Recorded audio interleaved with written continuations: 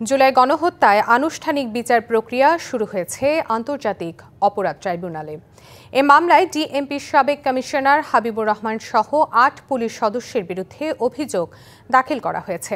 রাজধানীর চাংখারপুলে ৬ জনকে হত্যার ঘটনায় এই মামলা করা হয়। এর আগে গত ২১শে এপ্রিল এই মামলার তদন্ত প্রতিবেদন চিফ প্রসিকিউটরের কাছে জমা দেয় ট্রাইব্যুনালের তদন্ত সংস্থা।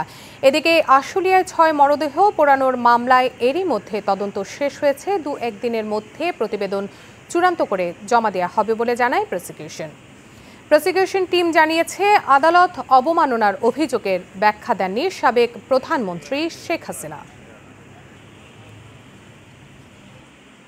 ৫ অগস্ট জুলাই বিপ্লবের পর পুনর্গঠিত আন্তর্জাতিক অপরাধ ট্রাইব্যুনালে আজকে প্রথম ফরমাল চার্জ দাখিলের মাধ্যমে আনুষ্ঠানিক বিচারের যাত্রা শুরু হবে।